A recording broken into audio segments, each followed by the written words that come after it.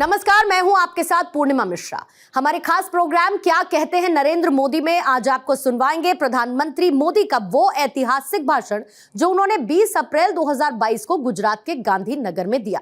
अपने भाषण में प्रधानमंत्री ने कहा कि 2014 से पहले जहां आयुष सेक्टर में $3 बिलियन से भी कम का काम था, आज ये बढ़कर $18 बिलियन के भी पार हुआ। और जिस प्रकार पूरी दुनिया में आयुष प्रोडक्ट्स की मांग बढ़ रही है, उससे ये ग्रोथ आने वाले वर्षों में और ज्यादा बढ़ेगी। साथियों, ऐसी इन्वेस्टमेंट समिट का विचार मुझे उस समय आया था जब कोरोना की वजह से पूरी दुनिया में हड़कंप मचा हुआ था। हम सभी देख रहे थे कि उस दौरान किस तरह आयुर्वेदिक दवाइयां, आयुष काढ़ा और ऐसी अनेक प्रोडक्ट्स इम्यूनिटी बढ़ाने में लोगों की मदद कर रहे थे। और उसका परिणाम, जब ये कोरोना कालखंड था, तब भारत में से हल्दी का एक्सपोर्ट अनेक गुना बढ़ गया था। यानी ये इसका सबूत है। इसी दौर में हमने देखा कि जो मॉडर्न फार्मा कंपनियां हैं, वैक्सीन मैन्युफैक्चरर्स हैं, उन्हें उचित समय पर निवेश मिलने पर उन्होंने कितना बड़ा कमाल करके दिखाया। कौन कल्पना कर सकता था कि इतनी जल्दी हम कोरोना की वैक्सीन विकसित कर पाएंगे, मेड इन इंडिया।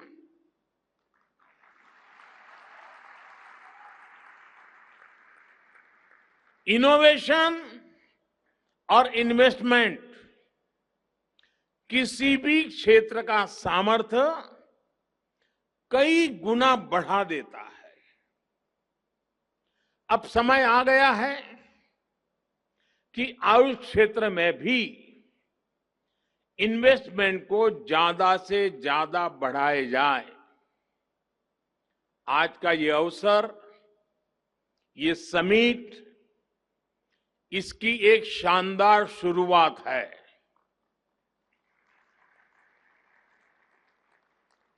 साथियों, आयुष के क्षेत्र में इन्वेस्टमेंट और इनोवेशन की संभावनाएं असीमित है।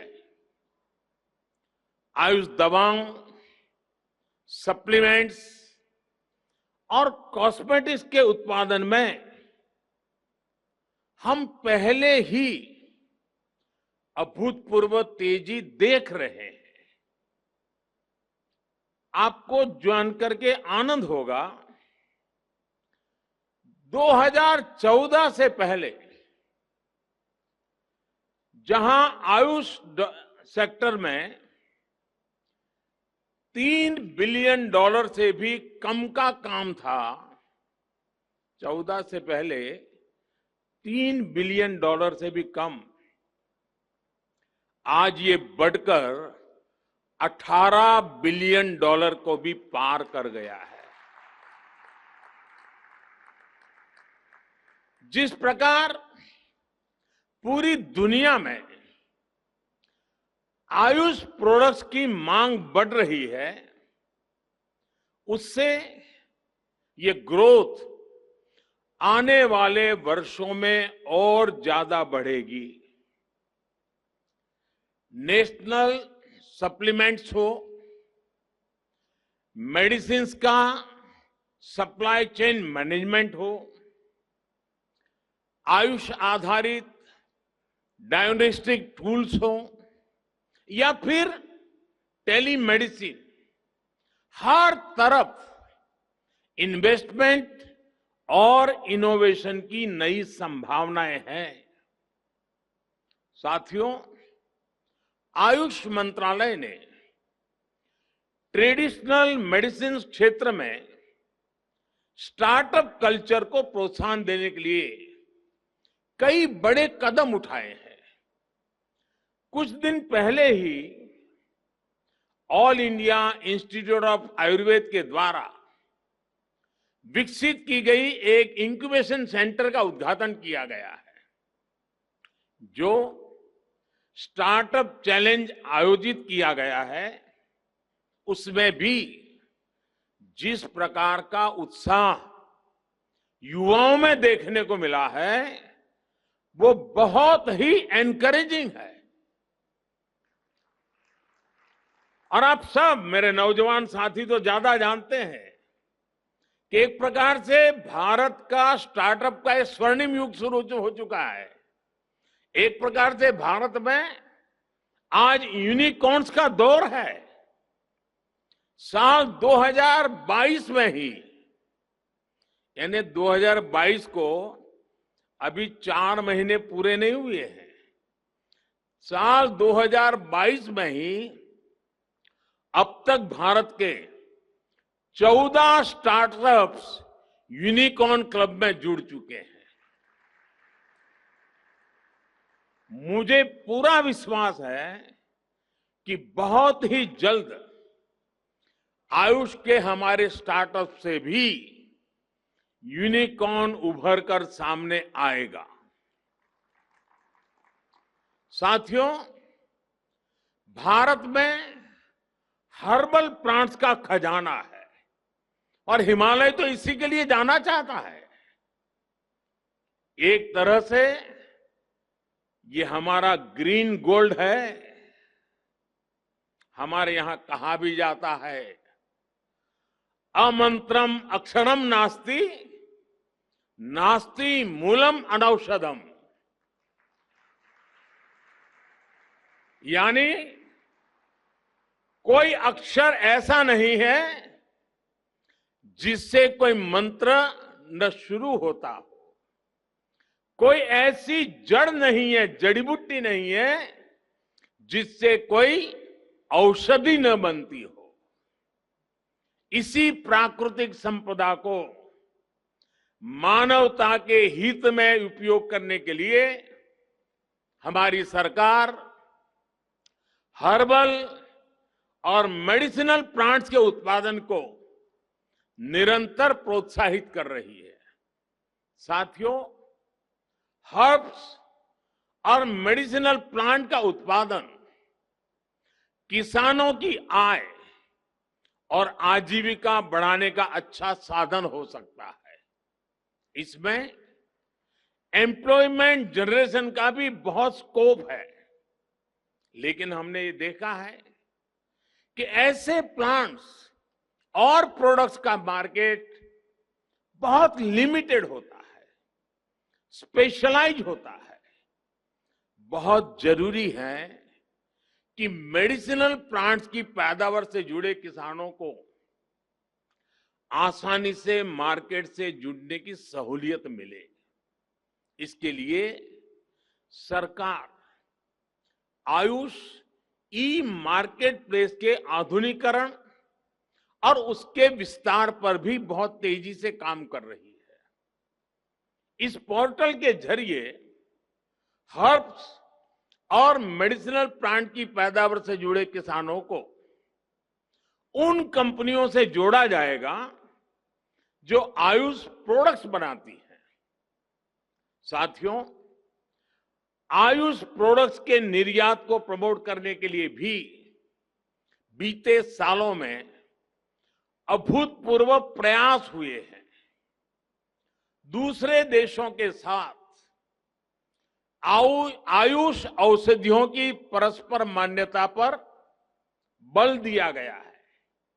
इसके लिए हमने बीते सालों में अलग अलग देशों के साथ 50 से अधिक एमओयू किए हैं।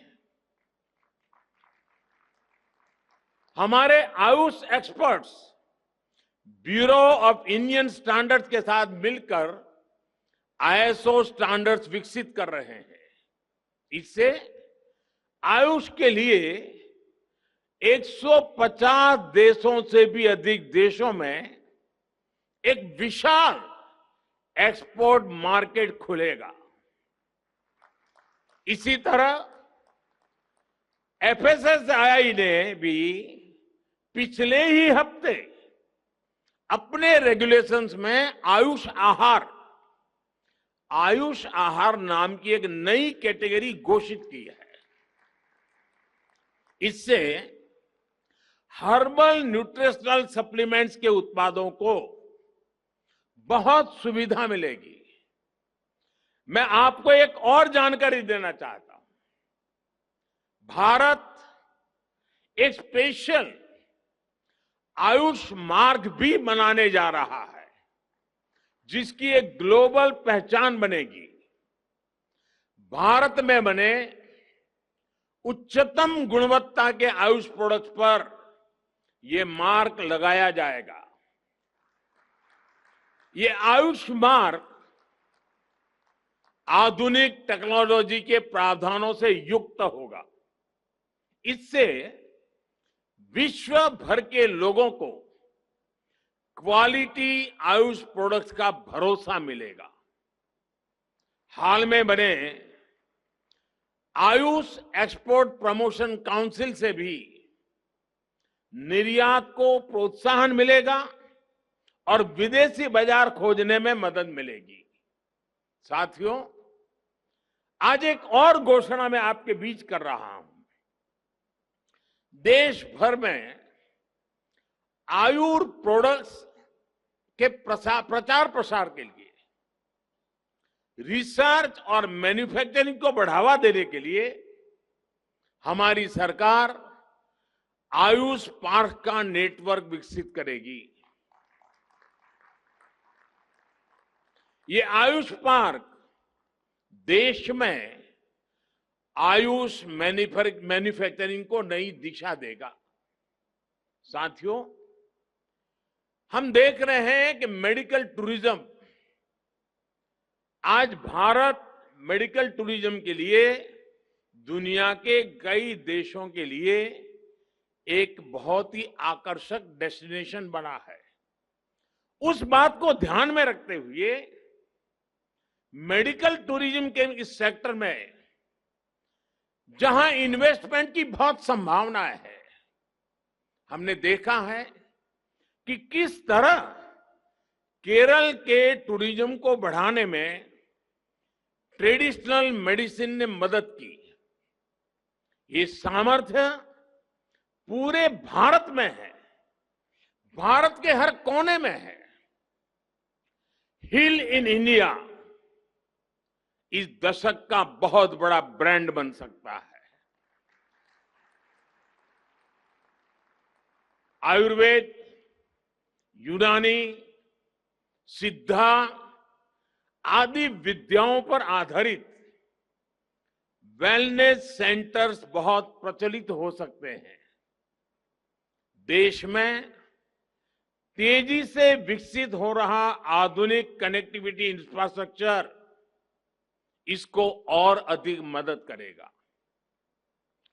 जो विदेशी नागरिक, जैसा मैंने कहा कि आज हेल्थ टूरिज्म के लिए भारत एक आकर्षक डेस्टिनेशन बन रहा है, तो जो विदेशी नागरिक भारत में आकर आयुष चिकित्सा का लाभ लेना चाहते हैं, उनके लिए सरकार एक और पहल कर रही है।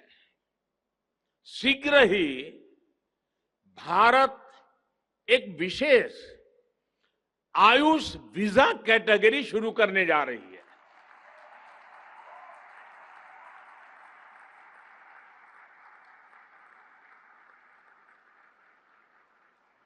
इससे लोगों को आयुष चिकित्सा के लिए भारत आने जाने में सहूलियत होगी।